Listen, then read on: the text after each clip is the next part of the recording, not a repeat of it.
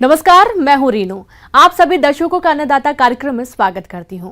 हमारे देश का किसान जन का पोषक है, वह श्रम का देवता है, अन्नदाता है। उसमें ही भारत की आत्मा निवास करती है। ऐसे ही किसानों की प्रगति के लिए हम खेती बाड़ी से जुड़ी हुई बहुत सी नई लाभकारी जानकारियां हर रोज सुबह लेकर आते हैं। तो चलिए कार्यक्रम शुरू करने से पहले देखते हैं आज क्या है अन्नदाता में। बिना पानी के उगाए पशुओं के लिए पौष्टिक चारा।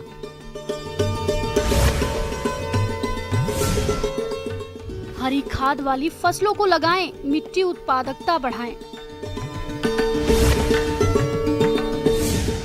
किसान भाइयों, वैज्ञानिकों ने एक ऐसी तकनीक विकसित की है जिससे कम समय में हरा चारा उगाया जा सकता है, जिसे खाकर पशु 15 से 20% तक ज्यादा दूध देने लगेंगे। इस तकनीक को हाइड्रोपोनिक्स कहते हैं।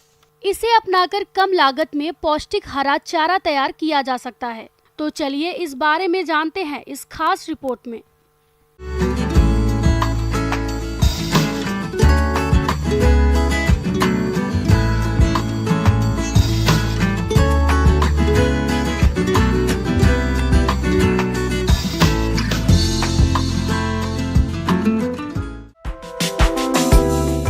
भारत दुनिया में सर्वाधिक दुग्ध उत्पादन करता है।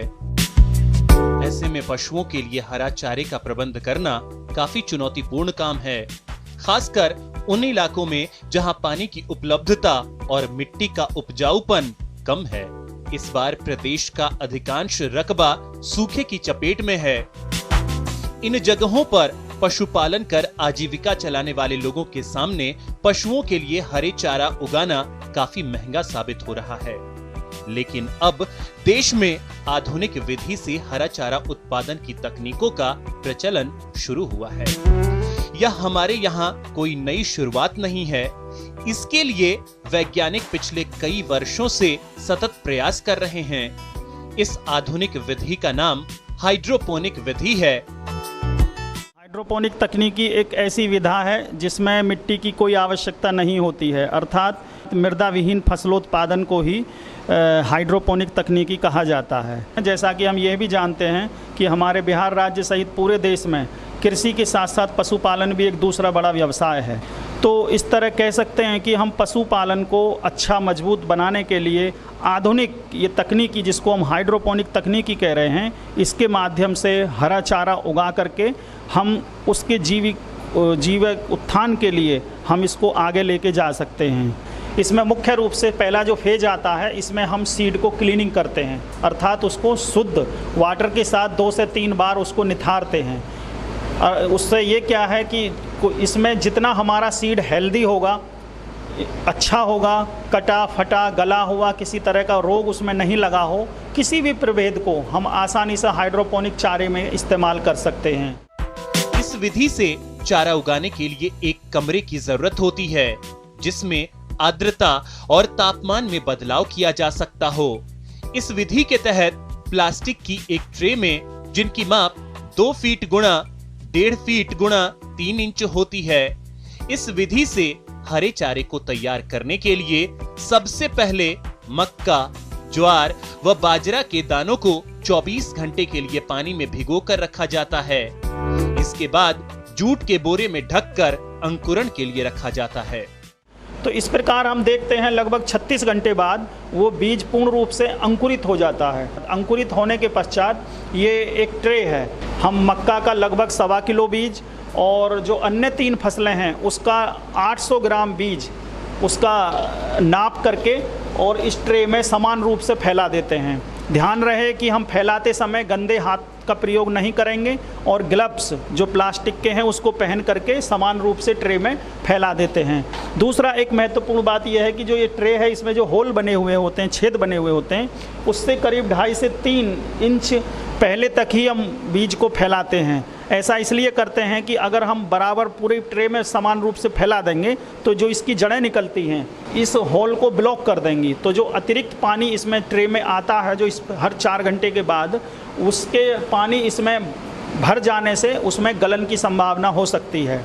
तो इस तरह करते हुए फीड कर देते हैं और फीडिंग करने के बाद ये आप देख रहे हैं यहाँ, ये जितना ट्रे हम एक दिन में फीड करते हैं उतनी ही ट्रे को हम प्रतिदिन हार्वेस्ट करते हैं।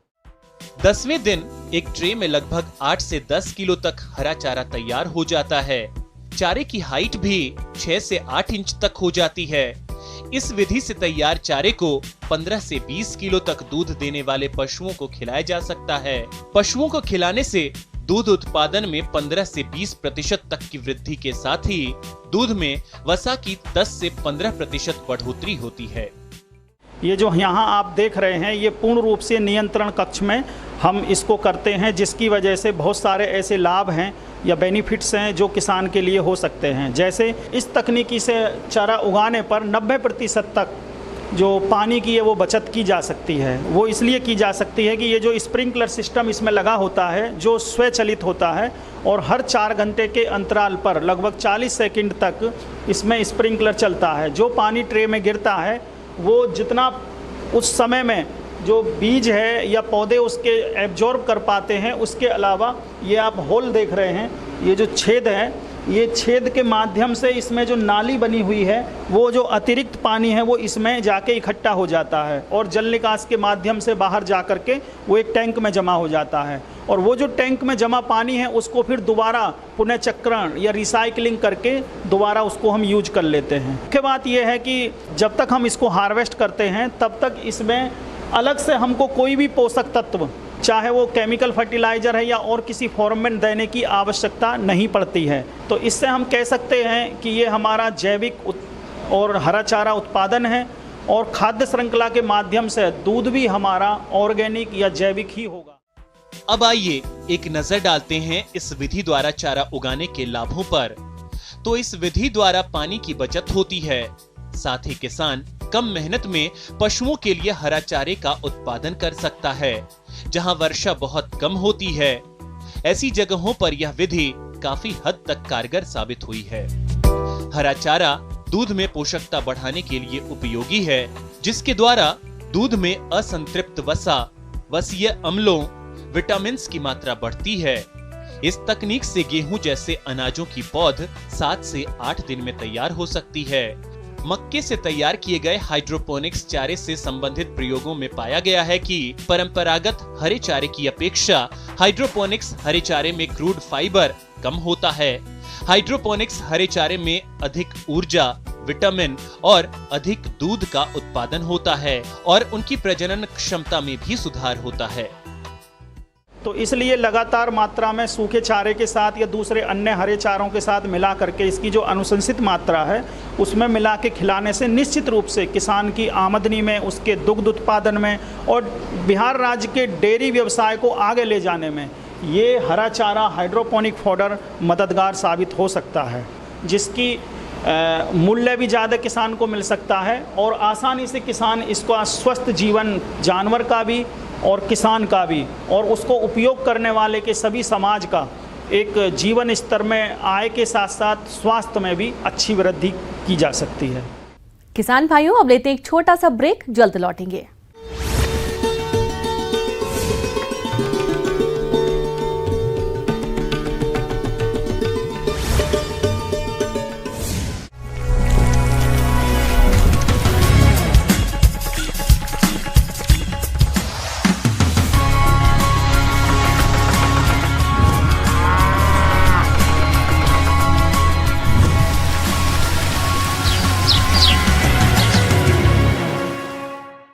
ब्रेक के बाद एक बार फिर से आप सभी दर्शकों का अन्नदाता में स्वागत है।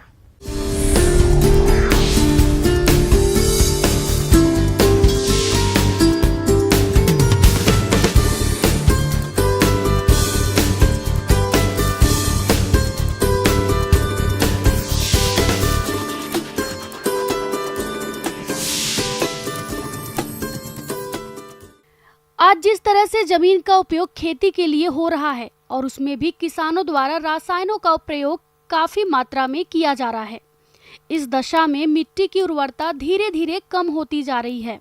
अगर किसान इस मौसम में हरी खादों को उगाकर खेत में मिला दे तो खेत की मिट्टी में काफी सुधार संभव है। तो इसके लिए किसान किन किन फसलों की खेती करे, इस बारे में बता रहे हैं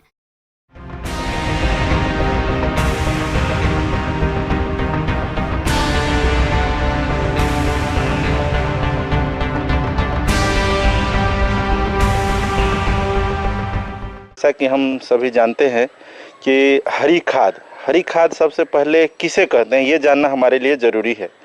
जैसे हरी खाद दलहनी और गैर दलहनी फसलों को उनके वानस्पतिक वृद्धि काल में उपयुक्त समय पर मृदा उर्वरता और उत्पादकता को बढ़ाने के लिए जुताई करके मिट्टी में अपघटन के लिए दबाना ही हरी खाद कहलाता है।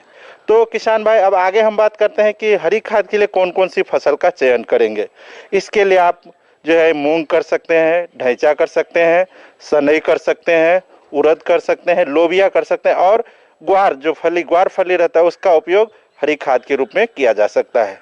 इसके बाद अगर हम ये जैसे आपको मैंने 5-6 तरह का जो फसल बताया, चाहे वो मूंग हो, चाहे उड़द हो या फिर जो है ढैंचा हो, लोबिया हो। हरी खाद के लिए ढैंचा, सनई और मूंग की बुवाई खेत की उपलब्धता के आधार पर अप्रैल के अंतिम सप्ताह से जून तक कर सकते हैं, जिसमें 45 से 55 दिन बाद मानसून आने पर इसकी आसानी से पलटाई की जा सके। हरी खाद के लिए इसकी खेती प्रदेश के लगभग सभी क्षेत्रों में की जा सकती है। खेत के एक बार मिट्टी पलटने वाले हल से जुताई करके 2 बार कल्टीवेटर से जुताई की आवश्यकता पड़ती है।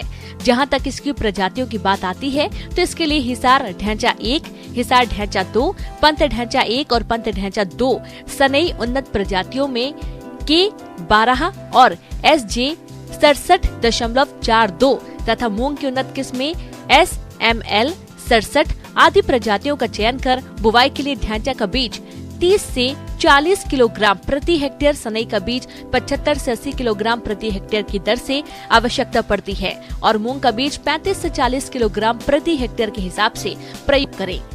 तो हम अगर मूंग की बात करेंगे, मूंग को हम किस तरह से जो है करेंगे और इसके क्या फायदे होने वाले हैं, तो मूंग को हरी खाद के रूप में लगाने से उसमें खरीफ लेट या खरीफ गर्मा फसल के रूप में व्यवहार किया जा सकता है। यानी उसमें हम फसल में भी तैयार कर सकते हैं, फसल भी मूंगफली भी ले सकते हैं। और मूंग को हरी खाद के रूप में उपयोग करते समय हमें फलियों को तोड़ने के पश्चात प्रयोग किया जाए तो इससे दोहरा लाभ हो सकता है। इसके लिए किसान भाई कुछ खास प्रभेद भी है, जैसे पूसा विशाल, PDM 54, T44 और सोना जो वैरायटी है, इसका उपयोग हमें हरी खाद के रूप में हम इसका उपयोग कर सकते हैं। इसके बाद आता है किसान भाई हरी खाद के रूप में ढैंचा का प्रयोग। हम ढैंचा जो है सभी तरह के जल जमाव वाले क्षेत्र में, लवणीय क्षेत्र में, चाहे ऊसर भूमि हो या क्षारीय भूमि हो, सभी के लिए सर्वोत्तम हरी खाद है। और इसके अलावे अन्य हरी खाद की तुलना में ढैंचा अधिक जो है कार्बनिक अम्ल पैदा करती है, जिसके कारण ऊसर भूमि, लवणीय भूमि और क्षारीय भूमि को सुधार कर उपजाऊ बनाती है। अभी देखा गया है कि अभी जैसे धान का सीजन आने वाले हैं तो धान की फसल में ढैंचा के इस्तेमाल से विटामिन और प्रोटीन्स की मात्रा बढ़ जाती है। तो किसान भाई हमें इस तरह का सोच को लेकर के भी, क्योंकि हमारे फसल का तो हम उत्पादन तो कर लेते हैं लेकिन हम उसकी क्वालिटी नहीं बढ़ा पाते, तो क्वालिटी बढ़ाने के लिए भी आप जो है ढैंचा का उपयोग कर सकते हैं। किसान भाई मिट्टी में हरी खाद का पलटने का क्या समय होना चाहिए, ये भी हमें गौर करने की बात है। हरी खाद का इस्तेमाल तभी सफल हो पाता है किसान भाई जब हम उसे सही समय पर पलटी करें एवं उसके बाद उस भूमि में लगने वाली फसल की बुआई एवं हरी खाद की पलटाई के बीच का समय पर्याप्त होना चाहिए। मिट्टी में पलटने के बाद किसान भाई उसके अपघटन के लिए पर्याप्त समय देने की जरूरत है। यह समय फसलों के प्रकार एवं उसके सस्य क्रियाओं के अनुसार बदलता रहता है। तब उसके बाद आता है किसान भाई मिट्टी में पलटने की दशा, किस दशा में हम हरी खाद को मिट्टी में पलटें। जैसा कि देखा गया है कि दलहनी फसलों की जड़ों में जब नोड्स बन जाते हैं, ग्रंथि का निर्माण पूर्ण रूप से हो जाता है, वैसी दशा में फसल को पलटकर मिट्टी में मिला देना चाहिए। जहाँ तक पलटाई की बात आती है तो किसान भाइयों, जैसे ही आपके धान की रुपाई का समय आता है उससे लगभग 1 सप्ताह पहले आप पलटाई कर सकते हैं। पलटाई करते समय आपको थोड़ा सा यह ध्यान रखना होगा कि आप हैरो या रोटावेटर से पलटाई करें, जिससे कि पूरी तरह से फसल की जो पत्तियां व टहनियां हैं वह कटकर खेत में मिल जाए। इससे 86 से लगभग 106 किलोग्राम प्रति हेक्टेयर नत्रजन की प्राप्ति होती है, जिससे किसान भाई यूरिया की बचत तो कर ही सकते हैं। इसके साथ ही फसल के हरे भाग से 200 से 250 क्विंटल प्रति हेक्टेयर जीवांश पदार्थ भी प्राप्त होता है। क्या क्या लाभ हो सकते हैं किसान भाई? हरी खाद से बहुत सारे तरह के लाभ हो सकते हैं। मैं मुख्यतः जो बात करता हूँ कि मिट्टी की एक तो भौतिक संरचना और रासायनिक संरचना अच्छी हो जाती है। हरी खाद वायुमंडल में उपस्थित नाइट्रोजन को स्थिर करता है। हरी खाद मिट्टी में गहरे जरे विकसित करता है, जिसके खाद वायु में वायु संरचना संचार को अच्छा करता है और यह खरपतवारों को पनपने नहीं देता है। साथ में आपकी जल धारण क्षमता को भी बढ़ाता है, जिससे आप कम पानी में भी आप ज़्यादा दिनों तक नीचे पानी रह सकता है। तो ये जो है हरी खाद के लाभ है किसान भाई। आप हरी खाद का उपयोग कर आप जो है नाइट्रोजन की मात्रा को कम कर सकते हैं। जो आप जो रासायनिक खाद उपयोग करते हैं उसकी मात्रा को आप कम कर सकते हैं। आगे और भी है खेती बाड़ी से जुड़ी बहुत सी रोचक जानकारियां। यहां रुकेंगे एक और छोटे से ब्रेक के लिए।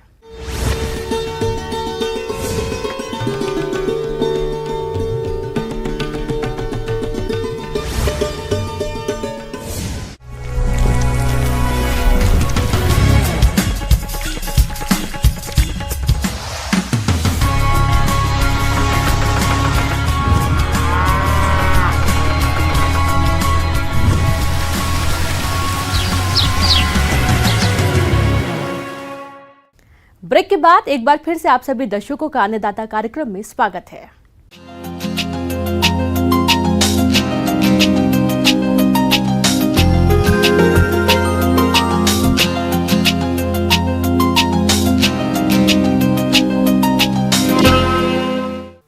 आंवला के बाग प्रदेश में सभी जगह आसानी से देखे जा सकते हैं। फिलहाल आज हम बात करेंगे इन बागों में लगने वाले कीटों के बारे में, क्योंकि ये कीट आंवला के बागों को काफी नुकसान पहुंचाते हैं। तो किसान इन कीटों की पहचान कर नियंत्रण कैसे करें, इस बारे में बता रहे हैं कृषि वैज्ञानिक डॉक्टर प्रमोद गुप्ता।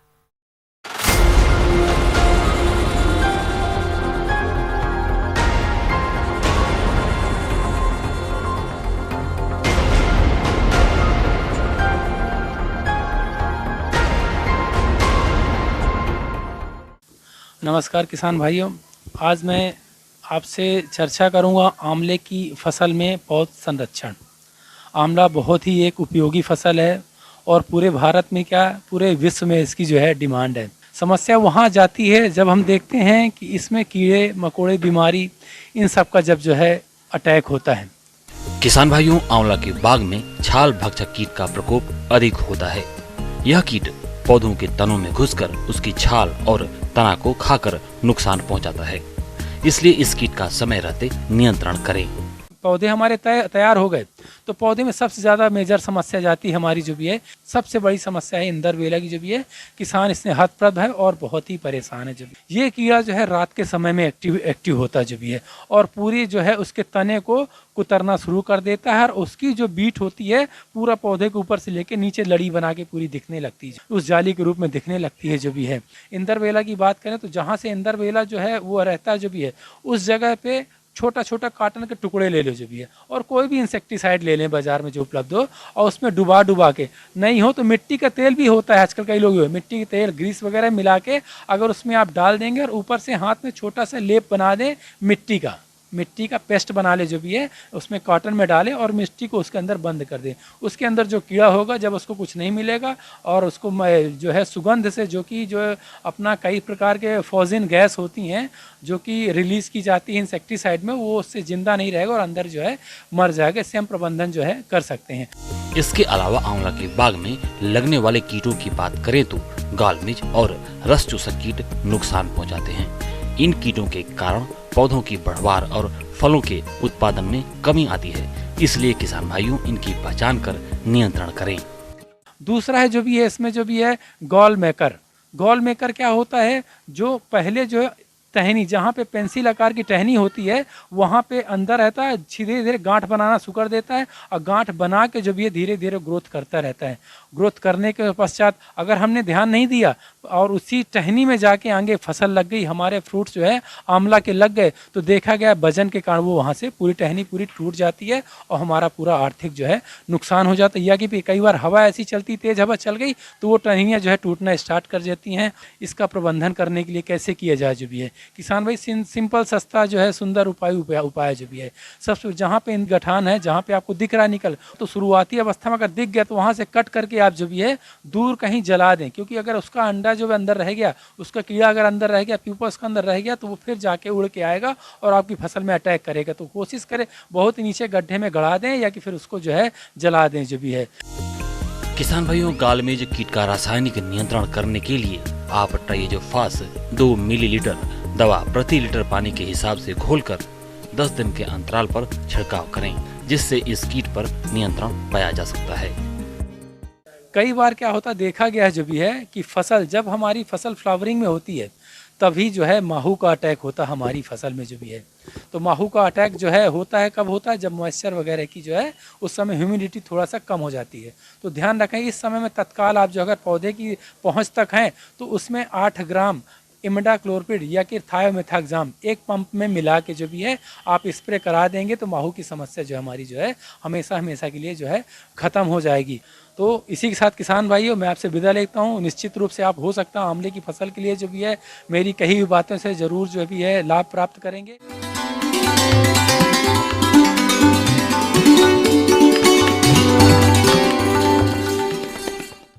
आइए जानते हैं अन्नदाता निःशुल्क फोन के माध्यम से पूछे गए समस्याओं का समाधान। अन्नदाता निःशुल्क फोन संपर्क सेवा के माध्यम से पूछे गए प्रश्नों में से आज हमने जिस प्रश्न को कार्यक्रम में शामिल किया है उसे पूछा है ग्राम मझौली, जिला पलामू के कृषक जितेंद्र महतो ने। ये अदरक की बुवाई तकनीक के बारे में जानकारी चाहते हैं। तो जितेंद्र महतो जी, आपकी जानकारी के लिए प्रस्तुत है कार्यक्रम का ये अंश।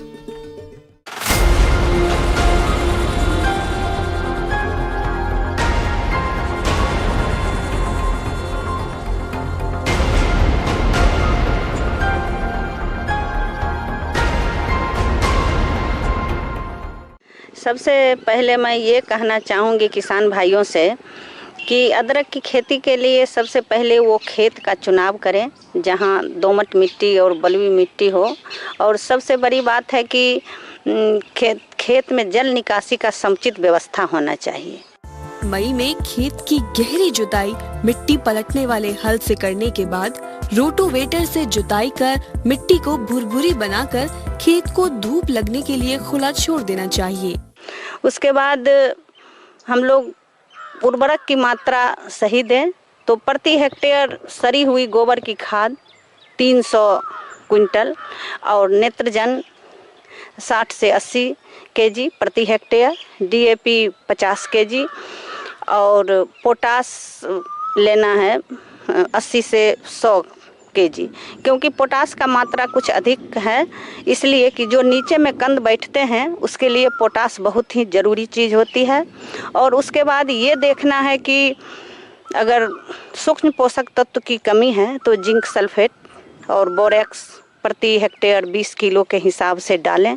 फिर ये और उर्वरक की जब मात्रा खेत में डालें उस समय ये ध्यान देना चाहिए किसान भाइयों को कि नेत्रजन को उस समय नहीं डालें। बाकी जो हमारा उर्वरक है पोटास, DAP और जो सूक्ष्म पोषक तत्व वाले हैं उसको जिस समय हम खेत तैयार करते हैं उस समय डालें। और जो हमारा नेत्रजन है उसको 3 भाग में हम लोग बांट लें।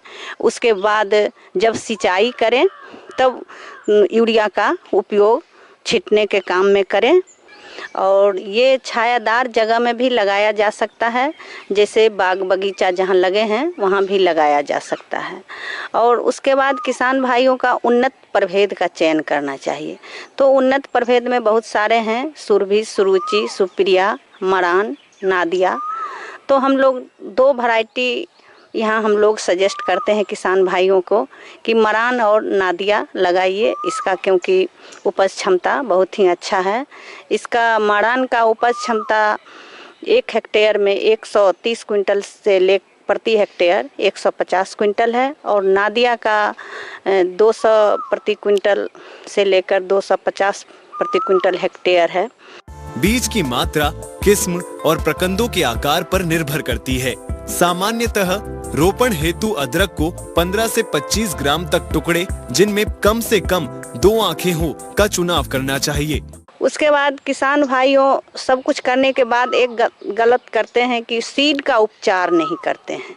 किसान भाइयों को मैं ये कहना चाहूँगी कि कोई भी सीड आप खेत तक लाएं उनको निश्चित रूप से उपचारित करें, क्योंकि उपचारित में कोई खर्च नहीं आती है।